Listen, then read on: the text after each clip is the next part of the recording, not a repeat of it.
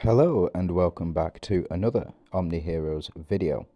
So today I'm just going to go through the Hand of Tyr. So in a previous video I went over the relic rebate and which relics that you should choose for the legendary chest that you can get.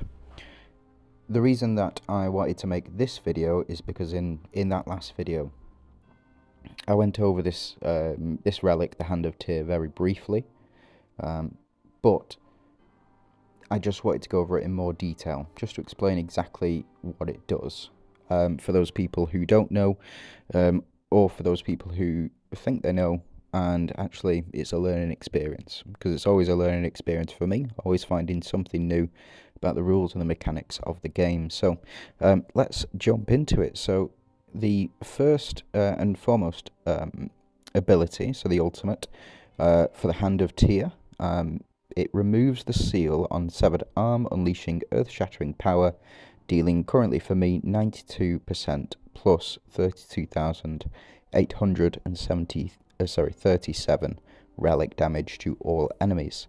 Now that does increase, as you can see, the percentage increases by about 20%. So if you have a look at level 4, 95, 5, 98, up to a maximum of the 10 stars, which is 113%, plus the 1 million damage as well. So really, you do want to be leveling these up.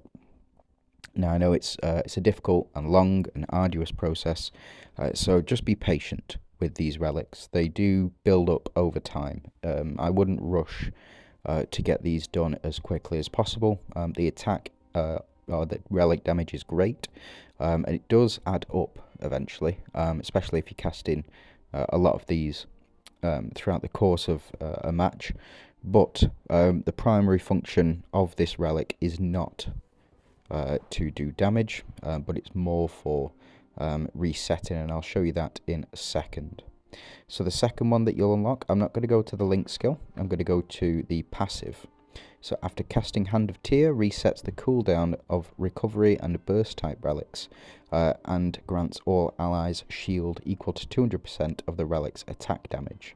So the shield will be granted based on the attack damage of this. So the higher star, the higher the shield will be for you, and I believe the total attack also, the total attack of the relic also does contribute towards that factor. But the primary function is to reset the cooldown of recovery and burst type relics. So if you don't know what those are, relic types, so the fire symbol here is the recovery relic, so accelerates the relic energy's recovery. Relic slot 2 is burst, so explosive relic has a powerful explosive effect. And Chrono, which is one that we're looking at today, can refresh recovery and burst relic types cooldown. And I'll show you that in some gameplay in a second, of just how that works. Now, the next skill that you'll unlock is the Link skill. So this unlocks at 2 stars. When active and passive skills of your allies have inflicted stun on more than one target during this round, the allies' max HP increases by 35% for 2 rounds. This effect cannot be stacked. And it tells you down below the abilities of these heroes can trigger the Link skill. So that is Talinas and Persephone as well, if you have Persephone's exclusive runes. So if we go into runes, as you can see here, after Persephone successfully dodges, there's a 40% chance and a 100% chance to apply stun for to two random enemies for 1 round. So if you can get the legendary runes for Persephone, and you do have a Hand of Tyr level 2, then you will be able to activate this Link skill. So it increases Persephone's HP or Talinas' HP, but it's quite difficult to get the timings on that because Talinas does have to perform her ultimate ability. So this needs to be cast in either round 2 or round 5 respectively. It's not unachievable, and I'm sure if you work out the timings you can do that, but it's a lot of faff. Persephone's is a little bit different in that it will trigger off her dodge chance. So if she does dodge when the Hand of Tyr has been activated, she'll gain that increase in HP. Now the final ability, the final passive of Hand of Tyr unlocks when you get it up to 3 stars.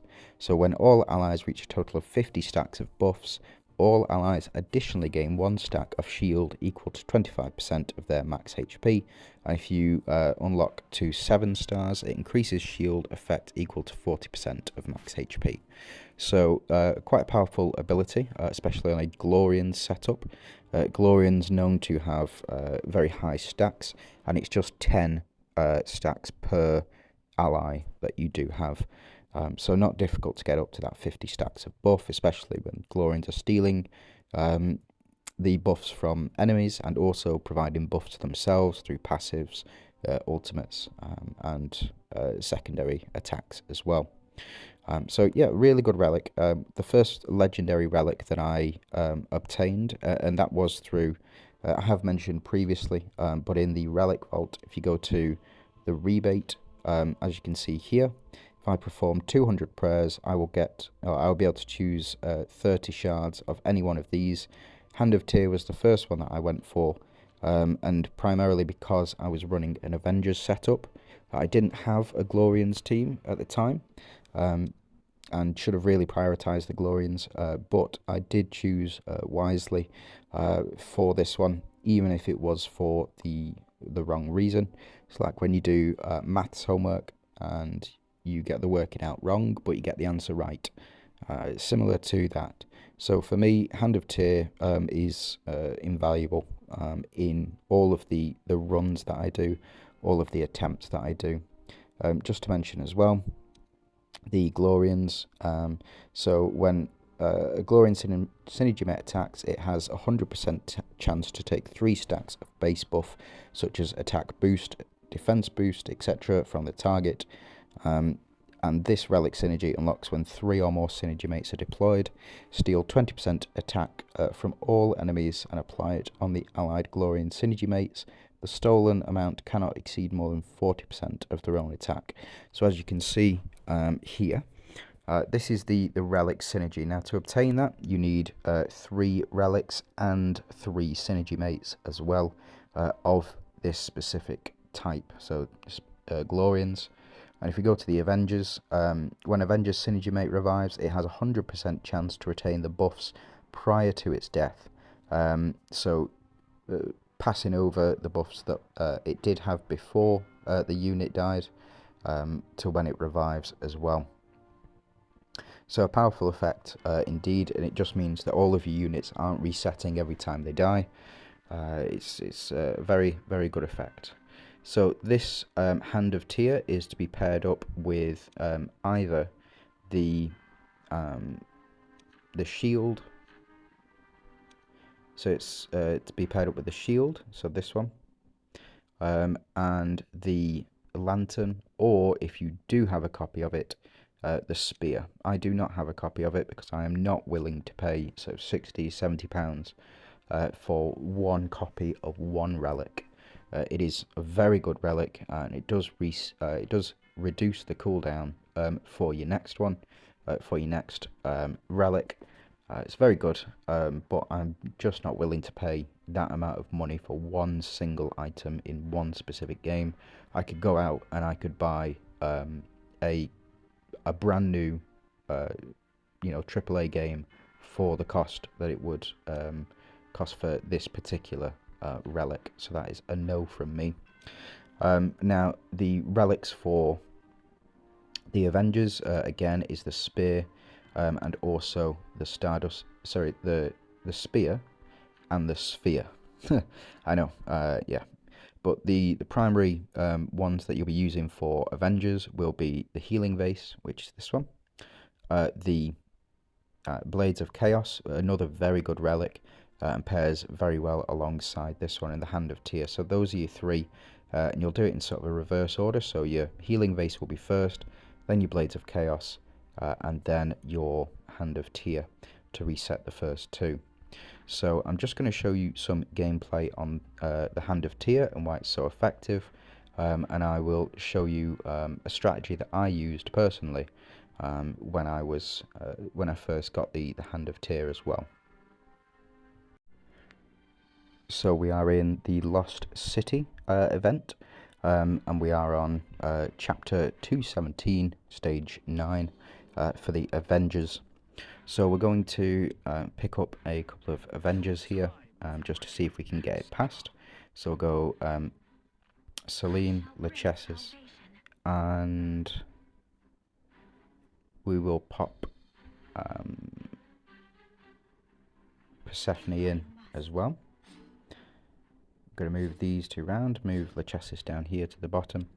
Then we're going to go for Atrops, and we will go for Seraphina. So a setup that I do like to run is the Seraphina, Persephone, Lachesis.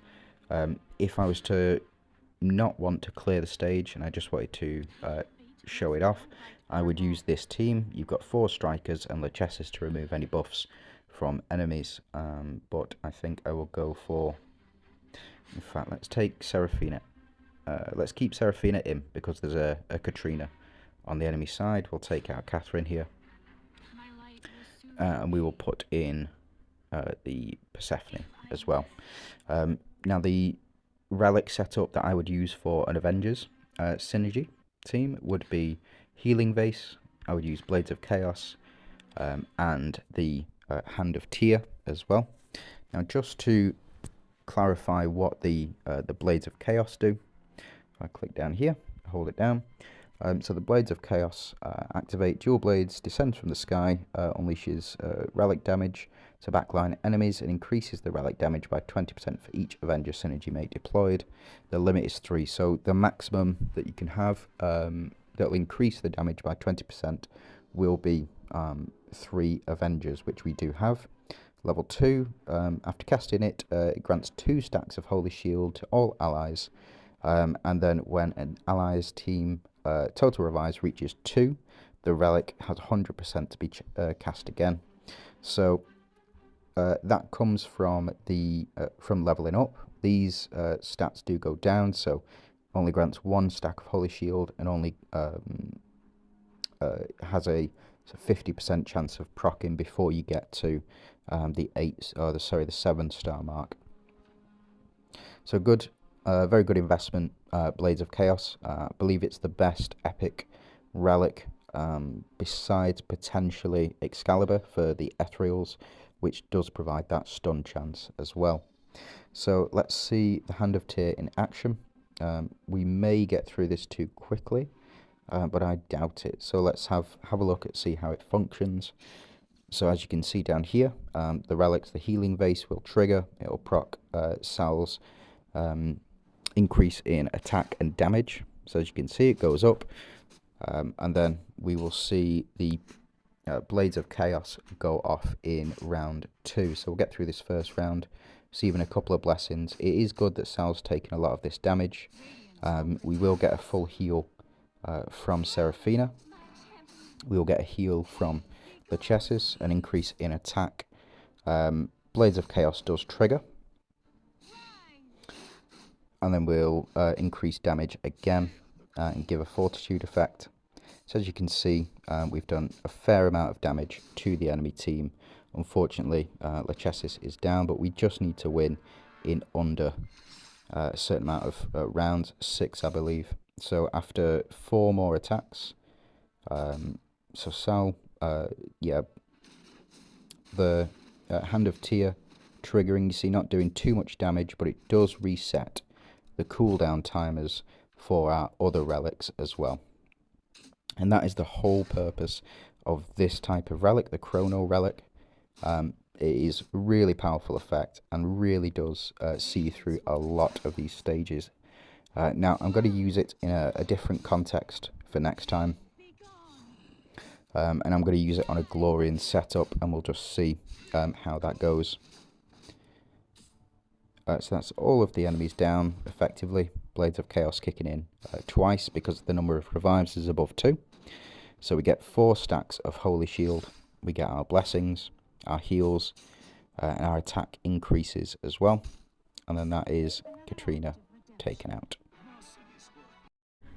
So I've moved over to here, which is the Monarch stage of the Lost City, just so I can show you the Glorians setup. So select Nawi, let's select the two Monarchs, we will choose Atrops, and then I'm going to go with Marcia on this one, or Marcaria, however you pronounce it. Switch these two around, switch Nawi at the back. The setup that you want to be using for if you are quite early or mid game for the sorry, for the Glorians would be a Lantern. Now Lantern does it minuses physical defense and magical defense as well. I do have the shield, but I've only got it at 1 star, so if you don't have a copy of the shield, then the lyre or the harp will be your best bet. So it grants fortitude and healing as well, and we will put down the Hand of Tyr here as well. So let's just go with this setup. It's pretty standard setup for me for a very long time when I started out on the Glorians. Again, it's only within sort of the past month that I obtained the shield relic, which provides increased HP and increased shields as well for the front 2 or the back 3, depending on if your front 2 have gone down. So we'll just see how it goes in this one. I don't suspect this one to be a long battle. And then I'm just going to show you something quite interesting that I used to use to try and blitz through events for this type of team as well. So for the Glorians with high damage dealers. And I'll show you that in just 1 second. So as you can see, all of the defense buffs, thanks to Talanas, are being applied.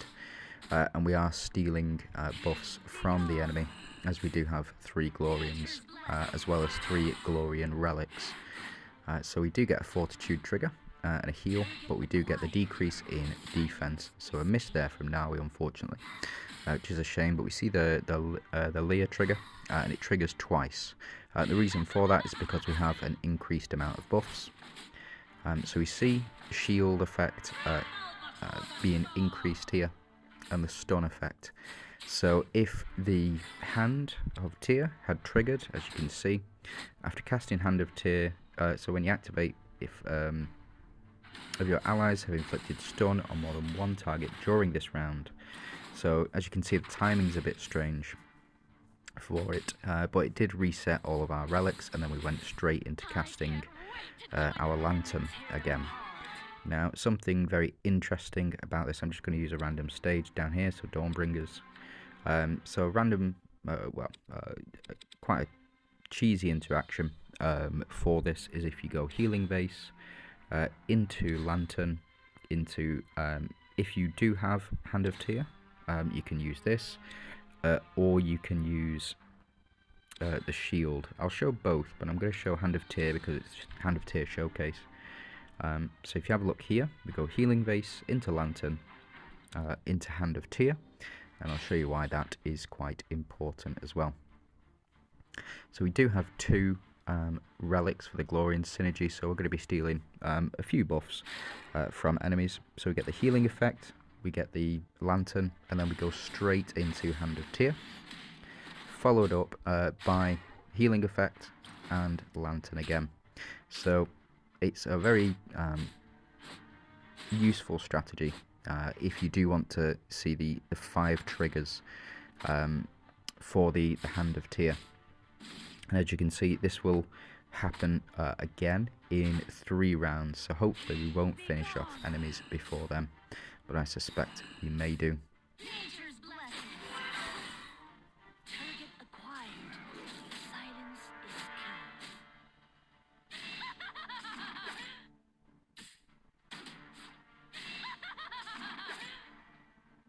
So as you can see, we took them out very quickly. We didn't get the completion, which is fine, absolutely fine by me. So let's try that again. But I will show you with the Blades of Chaos now. I know it's not including the Hand of Tyr, but this is the setup I used to use to get through stages where, say against Verdant enemies, or against Dooms, where the damage was a bit overwhelming. So in the Rift Odyssey, stage. As you can see, before anybody has attacked, we do have Holy Shield up. It works well with the Deviant synergy as well. But we do have the 3 relics that have been cast before anybody takes any action. So really powerful effect, especially if you're getting one shot or if within the first round and you do want to survive that first round. It can be very useful to have all of the damage done like that. Or all of the relics trigger, sorry. But that's it from me. That's all of the tips that I do have for you. If you do enjoy watching these videos, if you do consider subscribing to the channel, if you can leave a like, it would be greatly appreciated. And if you do have any questions or any queries, please do leave a comment, and I will get back to you on those ones. Thanks for watching. You have a good day.